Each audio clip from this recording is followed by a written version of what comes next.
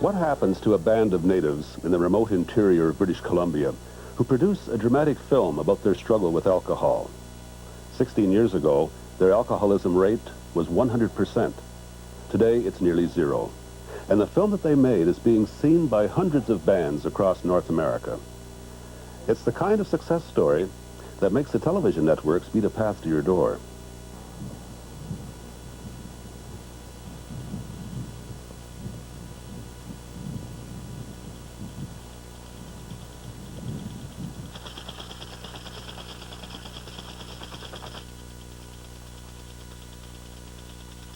The leading causes of death on all Indian reservations are all alcohol-related.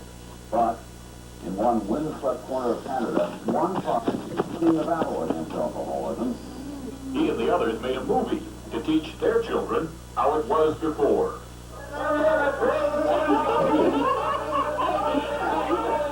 Each member of the tribe reenacted his own sad story. I don't want that boy in my house. Get out of here! And that is the beauty of this place. Bob Dodson, NBC News, Alkali Lake, British Columbia.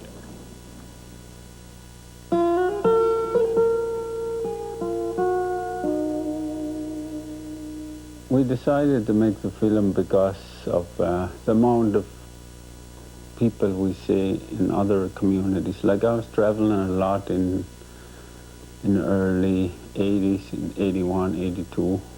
I was traveling to other communities a lot.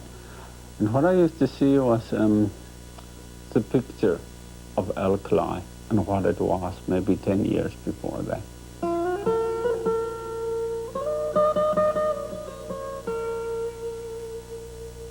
Well, I don't know. Well, these should go at first. Their film is called The Honor of All, and it was made for $60,000 of grant money. The band helped script it and played themselves, getting their friends to play the supporting roles. You boys, have a little drink while I look them furs over.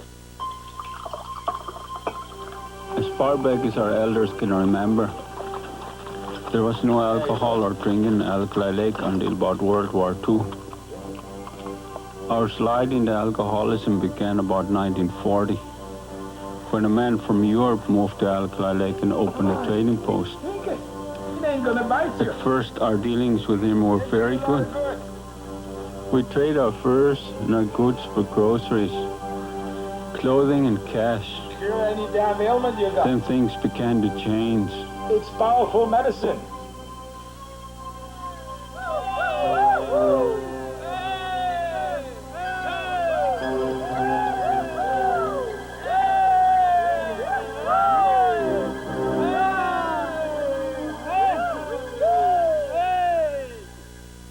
The community of Alkali Lake was just about destroyed by alcoholism prior to 1972. People were dying week after week. It wasn't a very good place to be or to live in back then. The statistics of native alcoholism are devastating. Alcohol-related deaths 4 times the national average. Cirrhosis 4.2 times. Usage of treatment centers 13 times the national average. Native alcoholism is a vicious circle. On one hand, a low tolerance for alcohol, a drug they never used historically. On the other hand, anger and despair, the side effects of cultural destruction.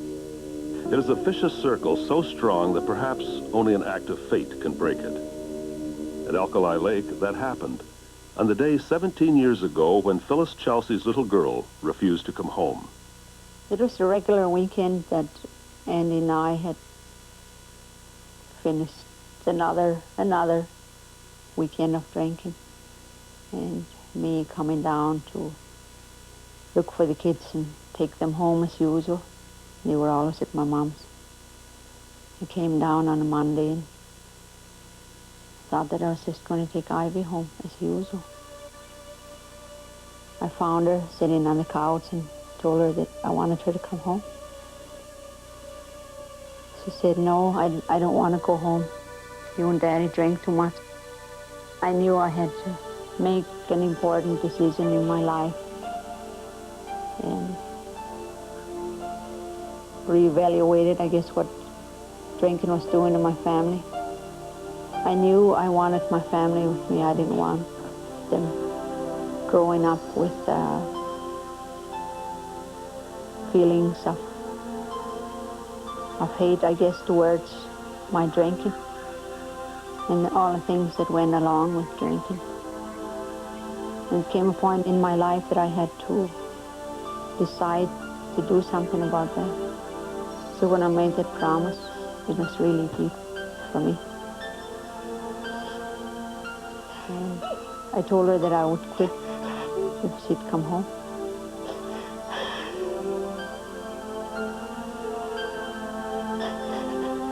So Andy came down and talked with her.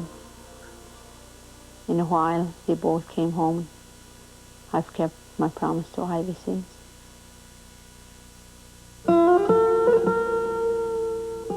Take care of it how you would take care of yourself. If you want to throw the egg up in the air and then it busts, take a look if is that how you treat yourself. The little girl who refused to go home with her mom is now 23 years old. Ivy is one of the new generation at Alkali who are working with young people from other communities across the country. But as for that moment long ago, the one that changed the entire history of Alkali Lake? I don't remember, but I have a 6-year-old daughter. Her name's Gigi, and I know that if I went to get her and if she didn't want me to go, and if she didn't want to come home with me, I'd be really hurt. And I care for her that much that I would do anything to get her home. And I'm sure that's how Mom felt when I didn't want to go home. In the beginning, Phyllis was alone, and she had to depend on Brother Ed, an oblate and AA counselor, who would drive in from Williams Lake.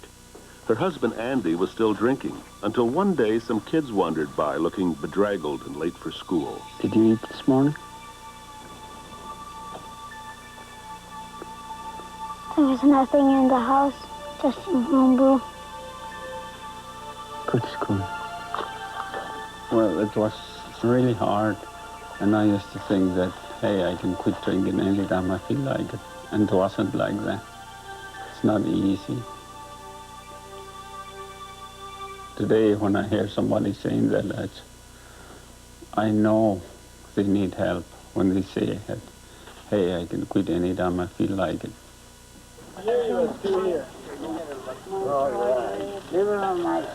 I remember sometime after I was elected chief, I watched the Dog Creek stage unload about $2,400 worth of liquor. Even the priest had orders coming in on the stage. Like everybody's running out of Sacramento wine. Yeah, it's good to see so many religious folks, Paddy.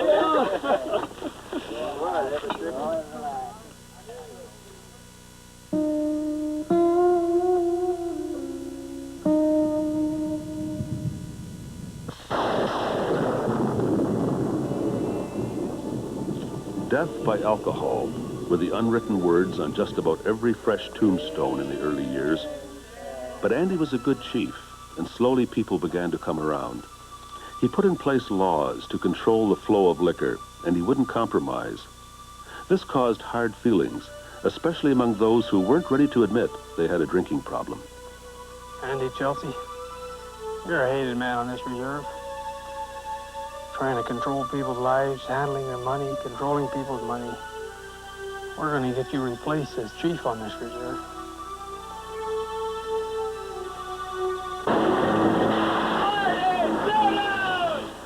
The community was being torn apart. Andy needed a strong friend, and he tried to reach his old drinking partner, Fred Johnson. Freddie, I come to ask you if you come to an AA meeting tonight. You can't come around here and tell me what to do. I see you going around bossing everybody's business since you become that teetotaling chief. I'm doing this as a friend, Freddie. Because I care. I don't want to hear that crap. Get the hell out of here!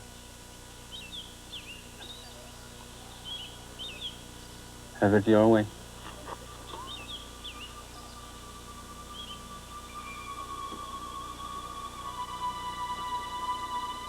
Father, I couldn't believe Freddie could do this to his own father. Oh, it's terrible, Elsie. Jesus, Freddie, what the hell were you thinking? You almost killed him, your father. I don't even remember. Freddie, we're going to lead charges. Unless you do something about your drinking. Go to treatment.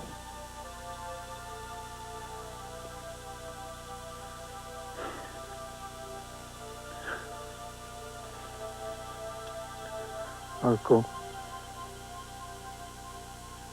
He's a good man. Thanks very much. Thanks. Andy now had the support to force a confrontation, but it wasn't easy.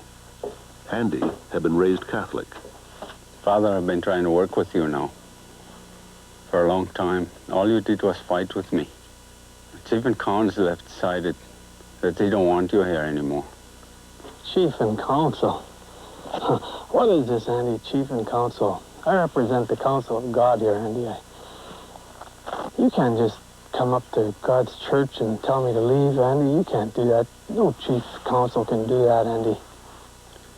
Father, you got 1 hour to leave.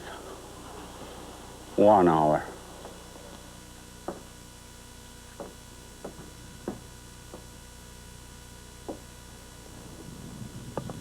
Slowly, things began to fall into place. More and more people were going off to treatment centers. When somebody was away, the community would get together and renovate their house so they could come home to changed surroundings. On the surface, the battle appeared won. But there was a nagging suspicion that even though they had their sobriety, something central was missing. I guess what happened was, you know, when I sobered up, there was something missing there.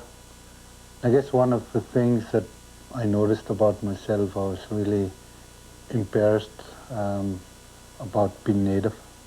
And because I was not very comfortable, I wanted to learn what it was to be an Indian person. And, excuse me, I started going to the elders. The elders of the Alkali Band, afraid the newfound sobriety wouldn't last, had refused to pass on their knowledge of the old ways. So Phyllis Chelsea went to meet a medicine man named Albert Lightning and asked him to come to Alkali Lake.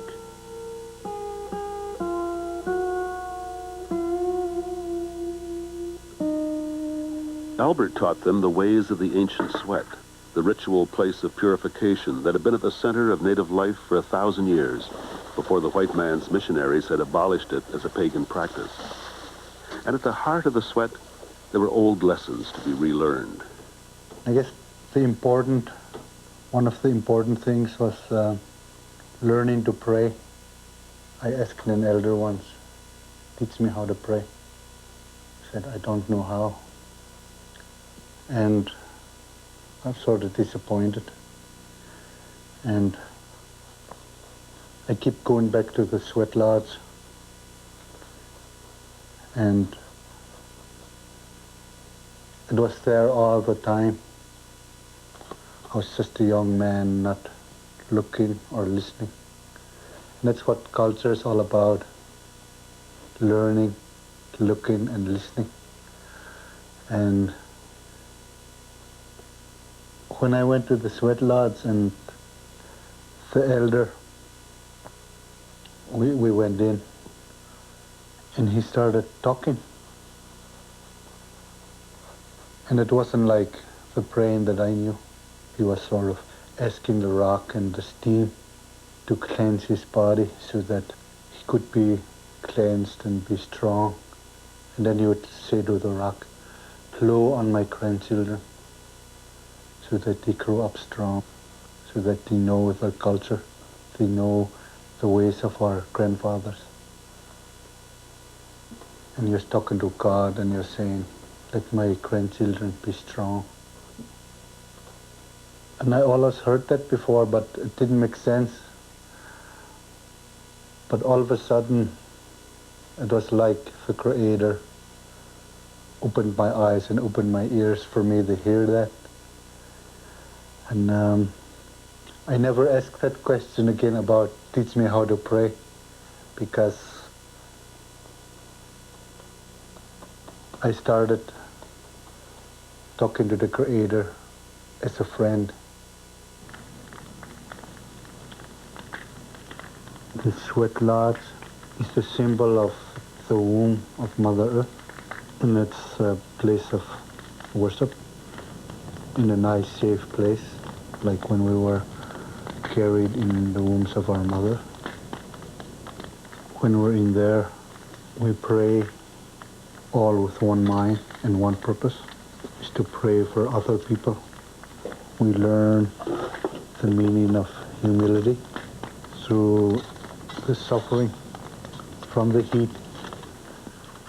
And because of that suffering, we can look and we can understand about the hurt that people are hurting outside, in the world.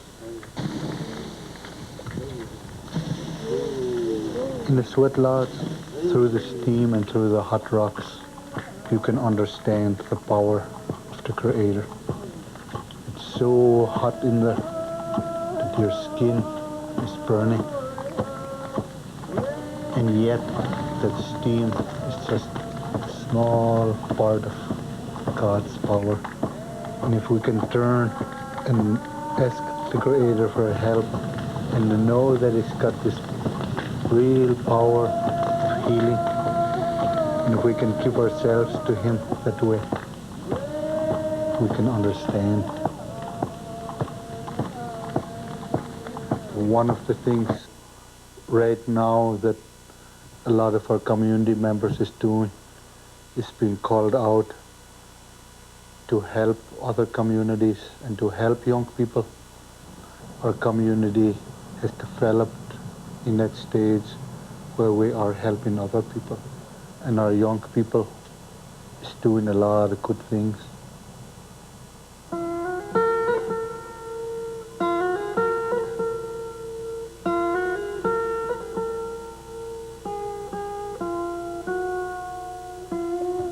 Is anyone of you in here familiar with it?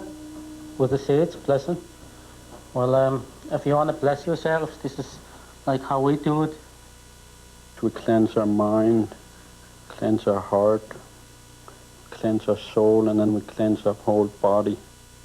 An AA workshop, alkali style. Nemaya Valley is a community where alcohol is still a problem.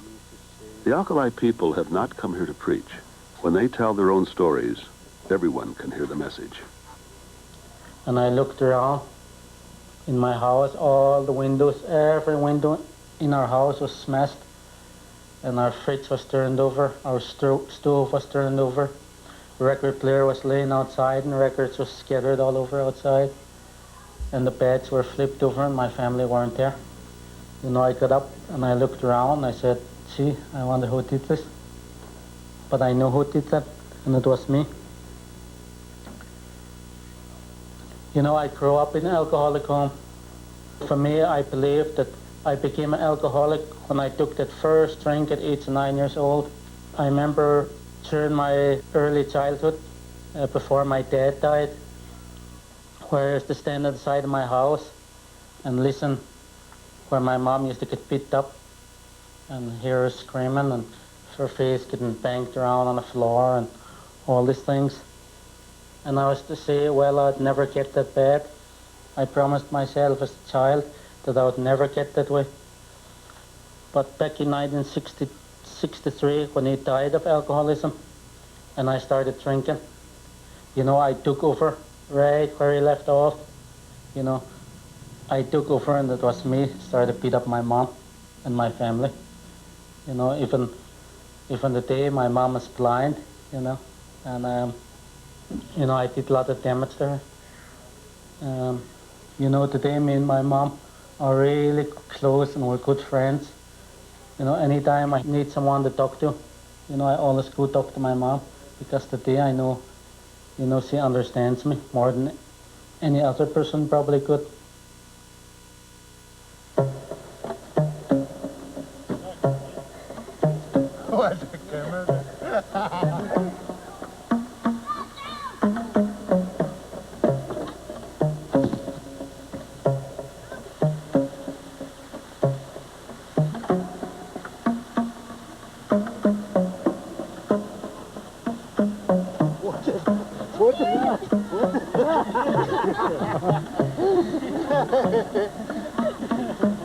What has happened here in the last 15 years hasn't happened for nothing. That the Great Spirit, God, whatever you want to call him, has guided this community and these people to where it's at today.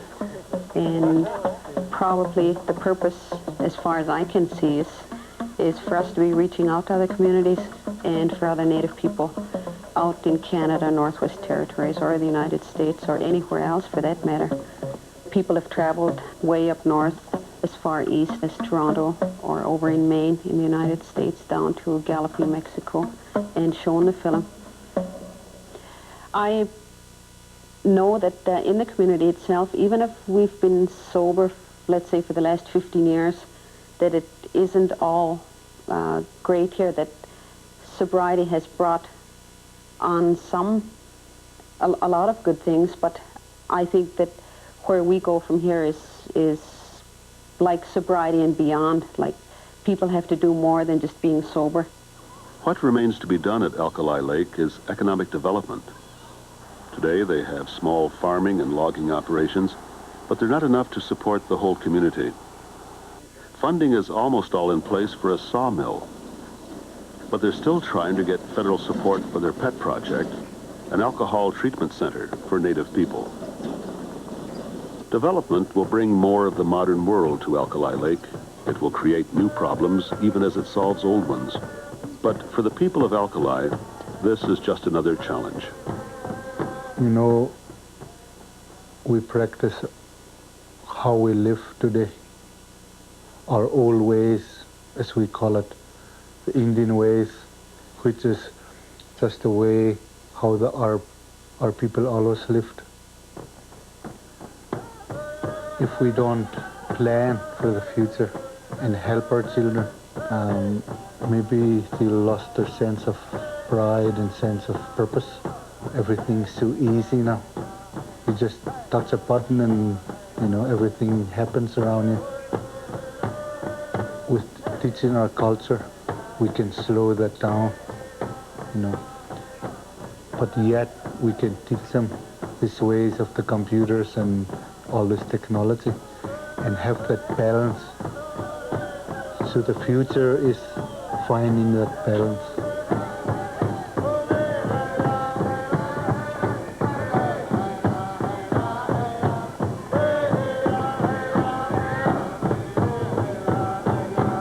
I guess in a way sobriety here has come from the belief in the Indian side of it, the Indian culture, the belief in the water, the trees, the animals, all that acceptance. You can go outside and kick a dog. The next minute that dog will come right up to you and wag its tail, still friends. He forgive you for what you did to him 30 seconds before that. That's the acceptance part of our culture. We've been kicked around so long, like the trees, all the grass, everything.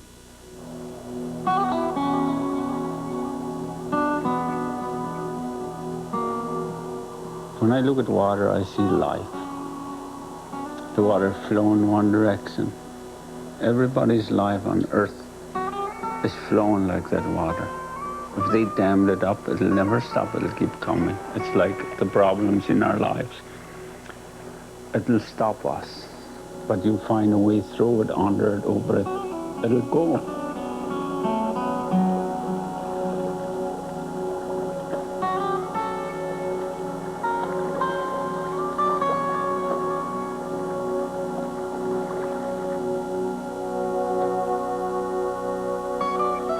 I guess Mother Nature as a whole is the guide to, or our Bible to, what we believe in. The human being makes the bad things, but the Creator made everything good. We watch the news on television and we see them fighting. They're fighting about one thing, each other's beliefs. Our belief is everybody prays to the same Creator. We did before Columbus came. We were called savages because they didn't understand our way of prayer. People then do that when they don't use what we know as the guide, as the Bible. Everything around us has a meaning. They're the guides, and they're the life. And that's what Indian is all about. That's what we believe, and that's what sobriety has done for us. One step by one mind.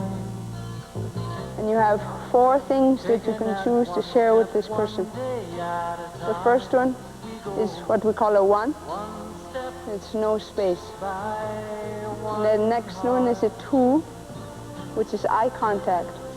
3 is a handshake, and a 4 is a hug. And all the pain, and all the sadness, finally cast aside all the madness. All of us here